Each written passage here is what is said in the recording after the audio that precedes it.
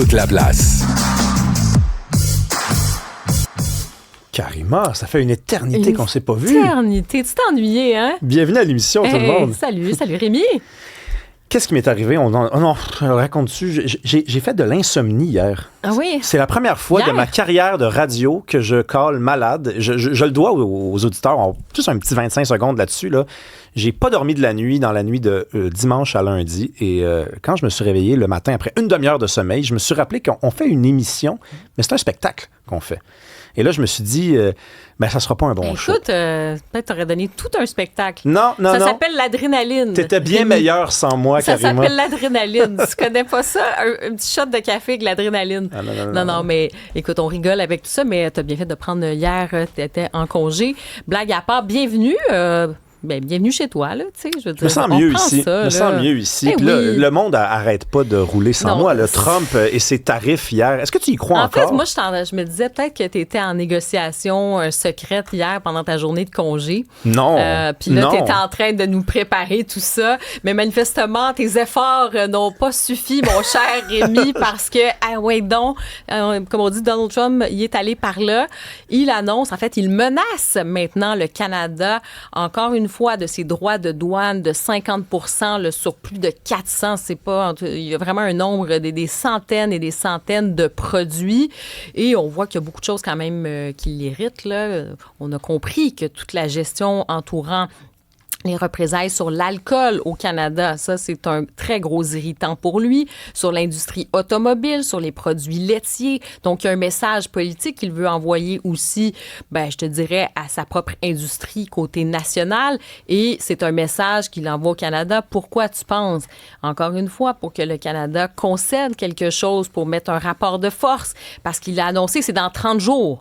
Donc, on s'entend-tu? Tu y crois-tu, toi? En fait, c'est ça la question. Tu y crois-tu? Moi, j'y crois pas. Je le crois pas absolument. Ça veut dire que ça pourrait très bien se produire, mais il fut un temps quand même, mais c'est pas si lointain que ça, ce temps-là, où quand un président américain disait dans un mois, c'est ça qui va se passer, c'est ça qui se passait dans un mois, parce que des choses pareilles, on lançait pas ça dans l'air. C'était rare, c'était inusité, c'était chaque fois exceptionnel. Puis là, c'est rendu la nouvelle façon d'entrevoir le politique. C'est la politique du pavé dans la mare. Hein? Donc, on lance quelque chose à chaque fois. C'est le style de Donald Trump. Moi, je peux pas te dire que cette fois-ci, j'y crois. J'ai l'impression qu'on va faire des concessions, puis pas les concessions que Donald Trump va demander, là. Hein? Lui aussi, il met de l'eau dans son vin. Et il va reculer sur cette question-là. Mais il met de l'eau dans son vin? Ben oui, mais à chaque fois... Il met de l'eau dans son vin? Attends une minute. Il va mettre de l'eau dans son vin, c'est-à-dire qu'il va demander à Mark Carney au Canada de reculer sur tout. Le Canada va reculer en partie et lui va reculer aussi. Ben là, c'est peut-être ça l'affaire. C'est peut-être ça. C'est peut-être juste ça qu'il veut, mon cher Rémi. Ben c'est ça. En fait, c'est surtout ça. C'est-à-dire qu'il fait des gains quand même avec ça. Et c'est ça l'enjeu. C'est-à-dire que, rappelle-toi, là, moi, j'ai l'impression que surtout au début, là, on est dans la stratégie, on achète un peu du temps. C'est peut-être la meilleure chose à faire en ce moment, effectivement, parce qu'il y a toujours des retournements de situation. Mais rappelle-toi quand même, au début, le Canada a concédé des choses. Beaucoup de choses. Tu sais, la taxation sur les services numériques, sur les GAFAM, on a reculé. Donc là, un point, un morceau de robot pour Trump. Lui, il est bien content de ça. On a décidé de faire ça. On a décidé pour les pseudo-menaces sur le fentanyl. Là, je pense que les exportations, les arrivées par le Canada du fentanyl aux États-Unis, c'est comme 1% des saisies. Là. C'est même pas 1% des saisies. Donc, tout ça pour dire, c'est complètement ridicule. Mais cette menace-là fait en sorte quand même que et sur l'immigration illégale, j'allais dire, Mark Carney a décidé quand même de donner, là, écoute, il y avait toute une affaire, là, on a quand même cédé beaucoup, et c'est plus que $1 milliard qui a été dépensé pour sécuriser les dites frontières. Donc, on a fait des concessions. Pourquoi? Parce que Donald Trump nous a menacés. Donc là, effectivement, il a dit, dans 30 jours, il y aura ça. Moi, je pense qu'il veut faire des gains, comme je te disais, notamment peut-être sur l'alcool, d'aller chercher ça, sur l'industrie automobile, puis on verra qu'est-ce qu'il va réussir à faire. Est-ce qu'il va réussir à pousser sur la question des produits laitiers, la gestion de l'offre? Je pense que ça va être un peu plus compliqué. Mais déjà, s'il y a des gains là-dessus sur l'alcool, il va être déjà bien content. Et ce que je trouve quand même pas mal aussi, là, il va falloir qu'on se pose des vraies questions parce que les États-Unis sont dans une période en ce moment où on accélère cette idée de protectionnisme américain. America First, on veut... il y a une idéologie qui sous-tend ça. Il y a des penseurs, il y a des gens qui se sont penchés sur la question, qui ont influencé aussi Donald Trump et son administration là-dessus, sur ce protectionnisme, de cette idée que le libre-échange, la mondialisation, ça a fait mal aux Américains. Il y a eu une désindustrialisation. Donc, le message qu'envoie Donald Trump, c'est de dire, bien, consommez tout ce que vous pouvez acheter qui est américain, finalement, ben achetez américain, achetez pas canadien. Tu sais, c'est un peu ça le message. Mais nous, on est encore dans cette ancienne idée, peut-être, que le libre-échange, la mondialisation. Puis tu as vu Carney ce qu'il a dit dans son tweet. Et quand il a dit, bon, on prend acte de ça, ça va contre la CEUM, mais c'est vrai, là, à un moment donné, on voit que Donald Trump, il y a un rapport prédateur, il y a un rapport, il n'est pas fiable, il dit une chose et son contraire le lendemain, il nous menace sur déjà des traités que lui-même avait signés, là, quand on parle par rapport à la CEUM. Il faut le rappeler, effectivement, parce que c'est Trump qui avait, avec le recul, pas été très, très performant dans la dernière phase de négociation. Puis c'est pour ça qu'il est revenu au pouvoir après, de façon aussi hargneuse envers le Canada. Mais la vérité, c'est que c'est son orgueil en partie qui est blessé. Oui, puis ça, tu as raison de le mentionner.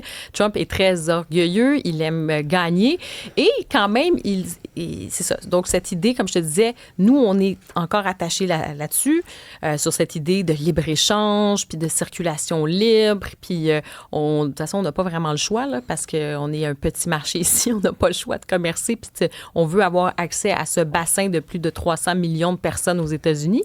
Mais les Américains, qu'est-ce qu'ils nous disent, au fond? Ils disent, OK, vous voulez cette affaire-là, mais ça va vous coûter de l'argent. Tu vois un peu? Oui, mais ils sont américains. C'est-à-dire qu'on est de retour, c'est les nations. Les empires, même. Il y a beau avoir une frontière très longue et pas militarisée entre le Canada et les États-Unis, il y a véritablement une frontière entre ces deux pays-là. Ce sont deux pays, deux façons de voir les choses qui ont élu des hommes différents. Tu sais, il y a quelques mois, quand on nous sortait la liste des produits qui étaient sujets à des tarifs, moi, des fois, je riais parce qu'il y avait des trucs là-dedans. Tu sais, par exemple, là, c'est des laisses et des colliers pour animaux. Des articles pour animaux. Mais il n'y a rien de drôle là-dedans parce qu'il y a vraiment des business qui dépendent de ça. Moi, je me rappelle de trouver ça drôle de voir la potasse, par exemple, qui était sujette à des tarifs.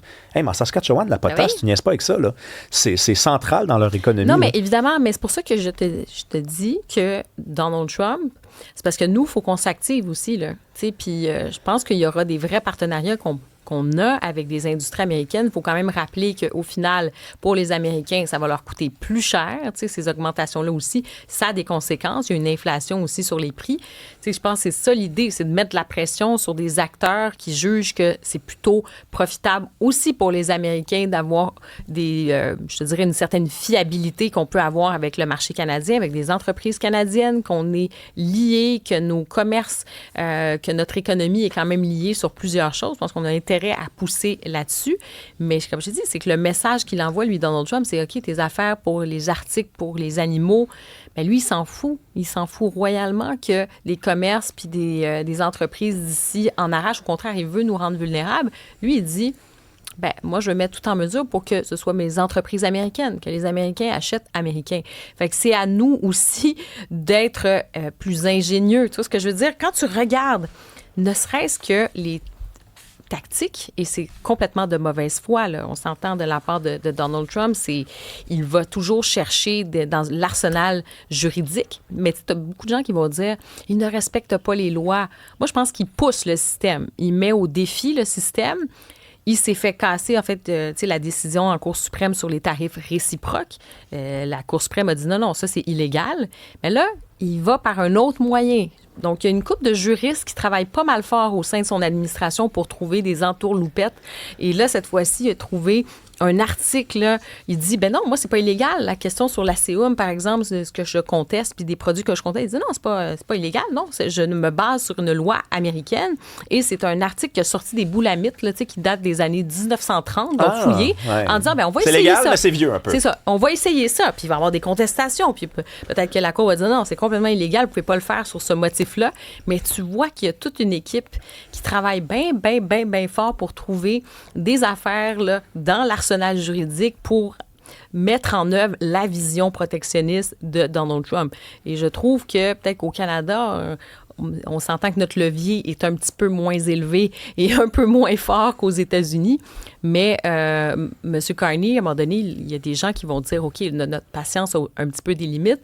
On a élu M. Carney parce que il était, nous disait-on, le grand banquier, il connaît ça, il a un CV long comme le bras, il est à l'aise dans les milieux économiques, tout ça, il connaît son affaire.